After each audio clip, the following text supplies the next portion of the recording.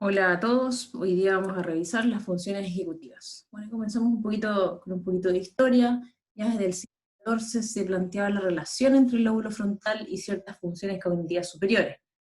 Estas funciones cognitivas superiores desde el siglo XIX, que se identifican como curiosidad, idealismo, fue justamente Gall, el padre de la frenología, que también dio pie al localizacionismo, que nos habla acerca de estos conceptos medio abstractos hoy día para nosotros, que en el fondo operacionalizamos mucho más eh, la cognición en general, pero plantea estas funciones como la curiosidad, idealismo, perfeccionismo, que sin duda se nota que son más complejas, ¿cierto?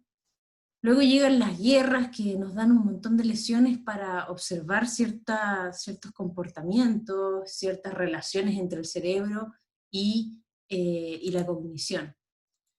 Y ya luego la neuroimagen y el desarrollo de la neurociencia cognitiva, sin duda que hace una explosión del desarrollo de la localización de estas funciones en el cerebro. De hecho, Luria hace harto tiempo ya planteaba que su tercera unidad funcional estaba en el lóbulo frontal y era justamente la más compleja, la que era responsable de la programación, de la regulación y de la verificación de la conducta. No es hasta 1982 que llega Muriel Lesac a plantear que existen ciertas capacidades mentales que son esenciales para llevar a cabo una conducta eficaz, creativa y aceptada socialmente. Y aquí se plantean las funciones ejecutivas, en el fondo. Y plantea que son la formulación de metas, por una parte, la planificación, que justamente tiene que ver con la secuenciación para lograr las metas, el desarrollo, que tiene que ver con las distintas acciones que se tienen que iniciar o mantener o cambiar para cumplir con la planificación, y luego, obviamente, la ejecución, tanto en su monitorización como en su corrección. Bueno, vamos a definir la función ejecutiva como aquellas funciones que son capaces de modular la actividad de otros procesos cognitivos. Entonces, es bien interesante este concepto porque de alguna u otra manera ya se da a entender esta función de director de orquesta, ¿cierto? Y dentro de las funciones está, obviamente, fijar objetivos, planificar, la memoria de trabajo, que también comentamos la clase pasada, que era una función ejecutiva. Vamos a verla más adelante, el modelo de Baddeley. La secuenciación de los pasos, la iniciación de la conducta, la monitorización de la conducta, la inhibición atencional y obviamente también eh, emocional, la flexibilidad cognitiva y la evaluación de los patrones conductuales, ¿sí? Les quería comentar también algunos casos emblemáticos y en el fondo para que revisen estos links nomás, que son interesantes. Por una parte, las lobotomías que se hacían a los pacientes con patología psiquiátrica, lo que hacían era básicamente introducir por la órbita ocular un instrumento, que no sé cómo se llama, eh, y lesionaban el córtex prefrontal. Entonces estas personas quedaban sin ninguna capacidad volitiva, quedaban mirando el horizonte para siempre. Y eso era una práctica habitual. Y aquí les dejo el link de esa historia terrible de la psiquiatría. Y por otra parte está la historia de Phineas Gage, que lo que le sucede es que un chuzo atraviesa su cráneo y sobrevive a esto. Obviamente su córtex prefrontal se ve muy alterado y obviamente sus conductas cambian muchísimo. Eh, y claro, es un muy buen ejemplo de cómo las funciones ejecutivas regulan el cerebro. Es interesante que de hecho Phineas Gage terminó sus días no sé si falleció acá, pero una de las últimas partes de su vida las pasó en Valparaíso. Bueno, vamos a lo concreto, al córtex prefrontal. Acá vamos a tener ciertas áreas que van a ser las más importantes, podríamos decir. Por una parte está el córtex prefrontal, vamos a observar por acá afuera, lo dorsolateral, lo ventrolateral y lo dorsolateral. Y por acá adentro vamos a tener los mediales. Entonces acá tenemos el dorsomedial y ventromedial, ¿ya? Todos son córtex prefrontal. Y les puse aquí los colorcitos, ¿cierto? Verde, acá, el córtex prefrontal, dorso, lateral, va a estar involucrado en una de las cosas más importantes, memoria de trabajo, también en la planificación, en la resolución de problemas complejos, en la fluidez verbal, en la flexibilidad cognitiva, y en todo lo que implica la planificación también, que tiene que ver con la seriación, la secuenciación y tareas de esa índole. Por otra parte, el córtex prefrontal ventrolateral, este que está acá abajo, celeste, va a estar encargado de la selección del conocimiento semántico. Este puede estar asociado a este control del semantic hub. Va a estar representado sobre todo en el hemisferio izquierdo, ¿ya? Y también va a tener gran importancia en la mantención de la información, ¿ya? Eh, también, también se va a ver involucrado en tareas de inhibición de respuesta.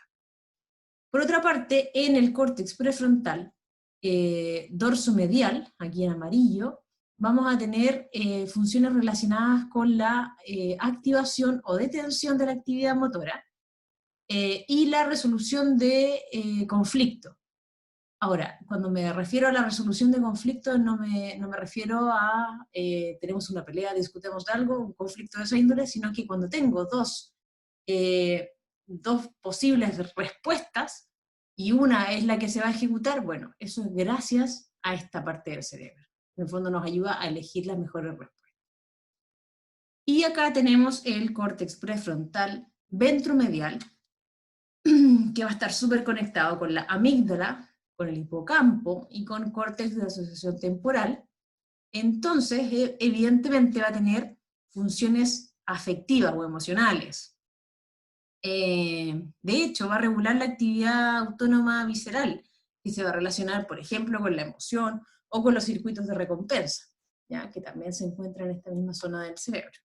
O también, por ejemplo, con la motivación, ¿ya?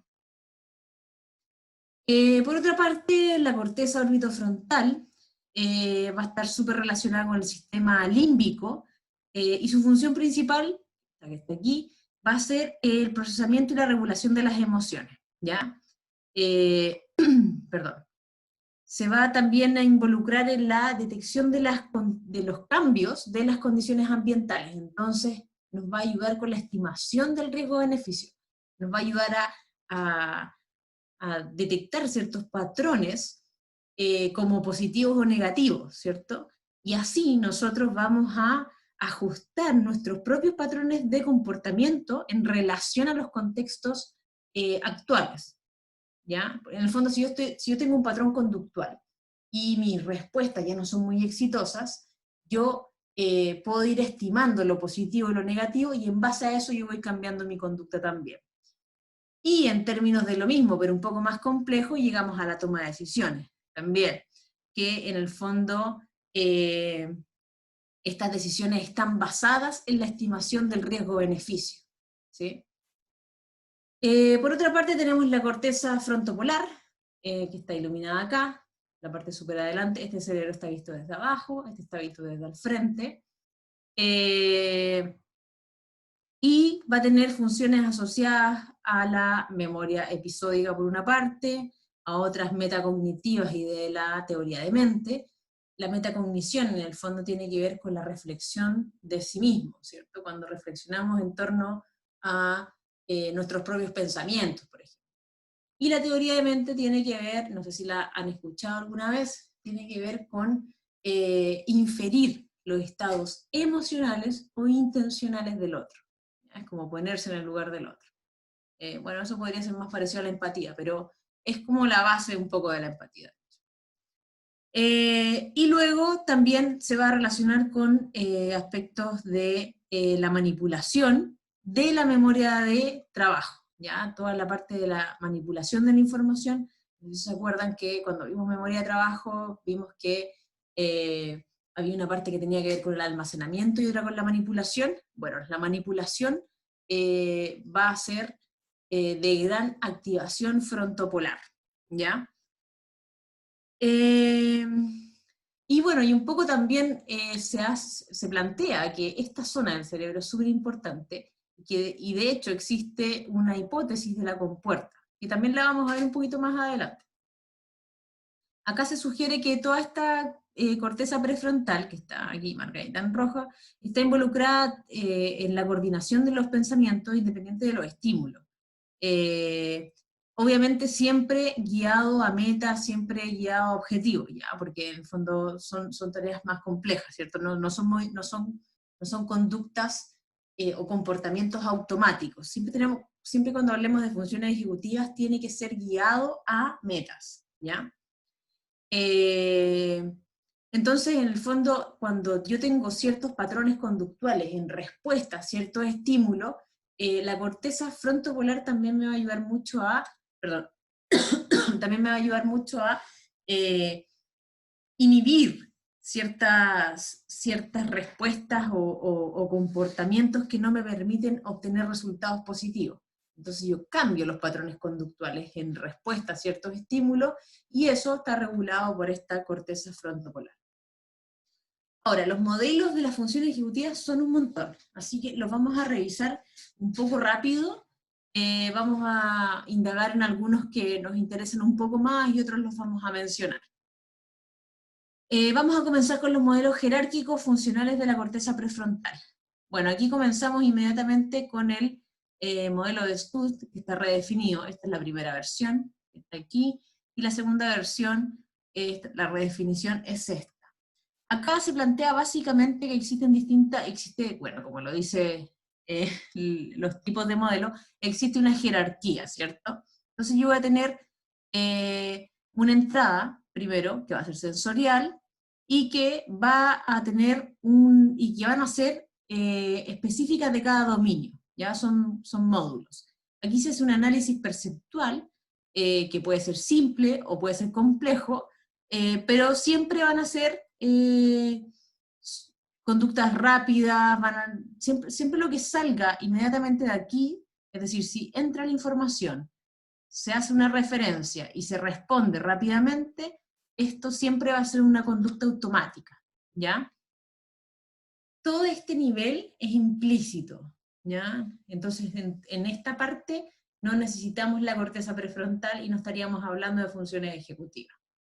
Luego, en el segundo nivel, se complejiza un poco la cosa. Aquí se involucran los lóbulos frontales, y existen distintas áreas que se asocian. Entonces, por ejemplo, yo tengo información que llega, y yo puedo comparar multimodalmente con información que tengo alojada en otras zonas de mi cerebro, puedo comparar información. Entonces aquí, por ejemplo, voy a tener áreas que me dan información y voy a tener áreas de asociación multimodal. Retrorolándica, es decir, hacia atrás. También vamos a tener otras asociaciones multimodales, por ejemplo, en el sistema límbico, y obviamente en el córtex prefrontal, ¿cierto? Con nuestro control ejecutivo. Ahora, aquí vamos a tener respuestas del tipo controladas, o conscientes también se podría decir. En el fondo, toda salida que salga de este nivel jerárquico va a estar guiada a una meta, ¿ya? Aquí no vamos a tener respuestas automáticas. Y por último, el tercer nivel, que es el más complejo de todos, va a incorporar el concepto de autoconciencia, autorreflexión, ¿ya? Va a ser básicamente metacognición. Luego, en los modelos funcionales de la corteza prefrontal, vamos a tener, bueno, tenemos el de Christoph también, es la hipótesis sobre el eje rostro-caudal de la corteza prefrontal, que es un poco lo que yo ya les había comentado anteriormente. En el fondo lo que plantea es que la corteza prefrontal se estructura funcionalmente de una forma jerárquica, y que parte de una premisa en la que los procesos de razonamiento tienen que manipular información en distintos niveles de complejidad. Entonces, evidentemente, ahí vamos a tener zonas, como la corteza prefrontal dorsolateral, que se va a activar cuando la información externa está siendo evaluada, mientras que la prefrontal rostrolateral se va a activar con información autogenerada, ¿cierto? Así como mis propios pensamientos, mi imaginación. Entonces vamos a tener distintos niveles jerárquicos con distintos tipos de información, ¿ya? Luego vamos a tener lo que ya les había comentado, la hipótesis de la puerta de entrada. También vamos a tener un análisis acá de los estímulos internos versus los externos. Y esto plantea que, en el fondo, algunas formas de la cognición van a ser provocadas por experiencias... perdón, un segundo. Ya, continuamos. Estamos en la hipótesis de la puerta de entrada, ¿cierto? Acá se plantea que también existen algunos estímulos internos versus los externos, que lo externo va a ser todo lo que llegue del mundo de afuera, ¿cierto? Afuera de mi cuerpo, y lo interno lo autogenerado. Y aquí se plantea que algunas formas de la cognición van a ser provocadas por un input sensorial, mientras que otras no, ¿cierto? Interno, externo. Van a haber algunas que son representadas, van a haber unas representaciones que se van a generar por ambas, ¿cierto? Que puede ser por externo, por interno, o por las dos al mismo tiempo. Y además plantea que existe un sistema que sería una especie de entrada atencional supervisora, que es la que determina qué información tiene que entrar, es decir, si se activa todo este sistema o no, dependiendo de la información que llegue. Y que, bueno, y que toda esta información va a estar en la corteza prefrontal, rostral, que es como la parte, el polo, como lo habíamos comentado antes, y es donde esta puerta de entrada se alojaría, ¿cierto? Ya vamos a ver antes un sistema similar, que es el de Norman y Challis, que plantean un sistema atencional superior, que es bastante similar, la verdad. Luego, en el modelo funcional de la cascada, se plantea que el córtex prefrontal lateral está organizado como una cascada de representaciones. Entonces, esta se va a extender desde lo premotor, ¿cierto?, de lo más básico, hasta prefrontal lateral, la parte más anterior. Y que, en el fondo, lo más posterior, lo premotor, va a estar asociado a lo sensorial, ¿cierto?, a la selección de los estímulos. Luego, hacia rostral, hacia adelante, se va a activar representación premotora, y las asociaciones, ¿cierto?, de los estímulos y las respuestas que yo puedo tener en distintos contextos, ¿ya? Luego, un poco más complejo y también más hacia adelante, voy a tener en regiones más hacia, como les decía anteriormente, rostral, hacia adelante, en la parte prefrontal lateral, toda la información implicada en el procesamiento episódico, es decir, de la autobiografía. Y luego vamos a tener otra activación que es mucho más compleja, mucho más rostral, mucho más hacia adelante. Y acá se van a integrar procesos de memoria operativa con recursos atencionales, es decir, va a ser un recurso cognitivo mucho más alto, y va a ser solamente para actividades mucho más complejas, ¿cierto? Bien, vamos a los modelos de constructo unitario. Acá también tenemos varias. Primero les quería comentar la teoría de la información contextual de Cohen. Acá se propone que, en el fondo, al entender un contexto, hay un elemento clave, y que, en el fondo, yo tengo que ser capaz de representar, mantener y actualizar la información para poder responder a las distintas contingencias. Esto se hizo sobre todo en personas con esquizofrenia, porque en el fondo ellos tenían alteraciones ejecutivas, pero no eran iguales que, por ejemplo, una persona que tenía una alteración del córtex prefrontal. eran un poco distintas. Bueno, hasta ahora la esquizofrenia sigue siendo compleja de entender, y en este pequeño video no alcanzo a explicarla, así que se la dejamos pendiente. Pero básicamente lo que plantea la teoría de la información contextual es que existe una competencia entre ciertos estímulos, ¿cierto? Entonces, cuando una tendencia de respuesta debe vencer a la otra para generar un comportamiento apropiado, las representaciones internas tienen que inhibir la información no relevante, ¿cierto? Para que los otros estímulos, los que son menos habituales, puedan emerger. Luego está la teoría de Cattell, que esta es un poco antigua y la verdad es que no se usa mucho, pero igual se las comento, en la que se plantea que existe un factor G, que es la inteligencia fluida, y un factor I, que es la inteligencia cristalizada, y que en el fondo la inteligencia fluida sería la que está vinculada con todas estas capacidades complejas de razonar, crear nuevos conceptos, hacer relaciones, y que en el fondo serían funciones relativamente complejas. La inteligencia cristalizada, por otra parte, va a estar relacionada más con los conocimientos, ¿ya?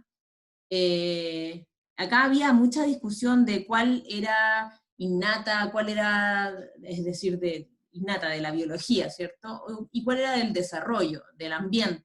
Hoy día sabemos que todo, absolutamente todo lo que tenemos es ambas, ¿ya? Todos sabemos que hoy día tanto los genes como la estimulación son muy importantes para desarrollar cualquier tipo de proceso cognitivo. Entonces lo que se plantea es que la inteligencia general, la G, el factor G, estaría asociado a un control frontal, ¿ya? Que sería un poco más complejo. Ahora, la memoria de trabajo.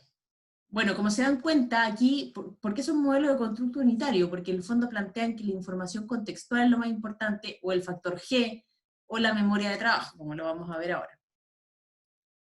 Ustedes ya vieron un poco esto. Acá se plantea que existe la capacidad limitada de mantención y manipulación de la información. Estas son las tres etapas en las cuales se desarrolló el modelo, ¿ya? Este fue al principio, este fue como la mitad, y este es el último modelo, ¿cierto? El más complejo. Ahí están las fechas. Entonces, bueno, ustedes ya saben, tenemos un loop fonológico que nos permite manipular información, mantener y manipular información verbal, una agenda visoespacial que nos permite mantener y manipular información visoespacial, y un buffer episódico que va a integrar información, tanto fonológica, visoespacial, nos va a permitir hacer algo intermodal, ¿cierto? Y aparte, tiene la particularidad de que puede llegar a la memoria episódica de largo plazo, ¿cierto? Y aquí, en el fondo, aparece este ejecutivo central, ya se los había comentado anteriormente, que tiene un rol en el control, en la coordinación, en la supervisión de todos los procesos cognitivos. Es el que da las instrucciones de quién tiene que trabajar, ¿cierto? Y así se puede planificar estrategias para lograr unos objetivos. Entonces, en el fondo, el ejecutivo central va a ser aquí la base de la función ejecutiva para estos autores. Nos vamos a los de secuencia temporal. Aquí rapidito vamos a comentar algunas cosas nomás. Tenemos estos modelos, como dice acá, buscan comprender la naturaleza de las representaciones almacenadas en el córtex prefrontal. Entonces, por una parte tenemos la hipótesis de Grafman, que plantea que las representaciones mediadas por la corteza prefrontal van a ser necesarias para contrarrestar aquellas que ya están asociadas a un estímulo tipo, ¿cierto? Entonces, de alguna u otra manera, la corteza prefrontal sería la responsable de mantener y actualizar representaciones internas que sean necesarias para frenar otras respuestas que son preponderantes, que son dominantes, porque ya se han dado antes frente a esos estímulos. Entonces, cuando esas respuestas ya no me sirven, en esta teoría representacional se plantea que esta mantención y actualización interna me permite modificar esos patrones conductuales que ya no son exitosos. Luego viene la hipótesis de Joaquín Fuster, de la corteza prefrontal y la organización temporal de la conducta, en la que se plantea que en el fondo las neuronas de la corteza prefrontal se mantienen activas entre la presentación de un estímulo y la respuesta a este. Entonces, lo que plantea Fuster es que se genera una activación sostenida, como un puente entre la señal, así como el estímulo, lo que nos hace responder, y la respuesta. Una hipótesis también que ya tiene varios años. Luego vienen los modelos de supervisión atencional, que están orientados a objetivos, y acá en el fondo el componente atencional va a ser lo más importante, ¿cierto? Primero el de Norman y Challis, que es bien famoso, que tiene un sistema atencional superior, como ya les había comentado, plantea que tiene 4 unidades fundamentales, el modelo de control de la acción. Una unidad, las unidades cognitivas, los esquemas, el dirimidor de conflictos y el sistema atencional superior. Entonces, primero las unidades cognitivas. Estas tienen que ver con la información que viene de zonas del cerebro con dominios específicos, con dominios lingüísticos, con información visual, todo es específico, ¿cierto? Luego están los esquemas, que van a ser todas las conductas o todas las respuestas que yo ya tengo preparadas a ciertos estímulos. ¿Ya? Entonces, por ejemplo, se presenta un estímulo y yo respondo rápidamente en forma automática, bueno, eso es un esquema. Y estos pueden estar obviamente activados, desactivados, no siempre se utilizan, pero existen, ¿ya? Luego está el dirimidor de conflictos, que va a ser el que evalúa la importancia de las distintas acciones, y que va a ir ajustando los comportamientos que son rutinarios, que son parte de estos esquemas que mencioné anteriormente, cuando las situaciones son más complejas. Y luego viene el sistema atencional superior, que va a ser mucho más complejo, que va a ser el mecanismo que va a modular desde un nivel superior a este dirimidor de conflicto. Entonces este como que regula este otro. Si se dan cuenta, la mayoría de estos modelos tienen esta idea de que hay un ejecutivo por sobre otros procesos. En la hipótesis de Miller y Cohen, la teoría integradora de la corteza prefrontal, se plantea que la corteza prefrontal, además de manipular información, mantiene los objetivos. Entonces, también es una hipótesis como que se asocia harto a la de la memoria de trabajo, porque en el fondo el mantenimiento de la información, de las reglas, de los objetivos, obviamente tiene que realizarse para poder lograr cualquier tipo de tarea. Y aquí van a haber procesos asociados como la atención, la inhibición, la actualización, la monitorización, la planificación de la conducta. Entonces toda esta corteza prefrontal va a tener un montón de funciones que me van a permitir mantener la información y manipularla. Luego están los modelos que integran la emoción, ¿ya? Les puse el más famosillo, que es la hipótesis del marcador somático de Damasio. Acá en el fondo lo que se trata de explicar es que las emociones están asociadas a todo el procesamiento cognitivo, ¿ya? Y que de hecho están relacionadas con las funciones ejecutivas. Perdón. Entonces, lo que se plantea es que en la toma de decisiones y en el razonamiento, que son de las funciones más complejas, la corteza prefrontal ventromedial, tal como se los comenté al principio, va a tener un papel súper importante, ya que no es solamente procesar información, sino que además, de alguna manera multimodal, va a retroalimentarse de toda la información emocional. Entonces, en el fondo, lo que nos lleva un poco esto es a, a relacionar toda esta información, ¿cierto? Como que la cognición y la emoción no están tan separadas. Y mencionarles que existen, de hecho, funciones ejecutivas que se les llaman las calientes y las frías, ¿cierto? Entonces las calientes van a ser las que tienen componentes emocionales y las frías las que no tienen componentes emocionales. Esto es medio antiguo, se los aviso al tiro, porque hoy día poco se habla de esto porque sabemos que son sistemas súper integrados. Entonces, por ejemplo, las frías van a ser secuenciación, monitoreo, inhibición, ¿cierto? Y las cálidas van a ser, por ejemplo, la toma de decisiones, la abolición, la empatía. Bueno, eso es una clasificación más que un modelo en todo caso. Y por último nos vamos al análisis factorial. Y aquí aparece Miyake como uno de los expositores más importantes. Y aquí se plantea que existen tres componentes ejecutivos que se diferencian claramente, pero que no son totalmente independientes, y que todos contribuyen a esta tarea ejecutiva, ¿cierto? Asociada a ciertas metas. Entonces los primeros tres que se hicieron fueron la actualización, la inhibición y la alternancia, el shifting, ¿cierto? Y la actualización en el fondo tiene que ver con la monitorización, la manipulación y la actualización de la información en línea, en la memoria de trabajo, ¿cierto?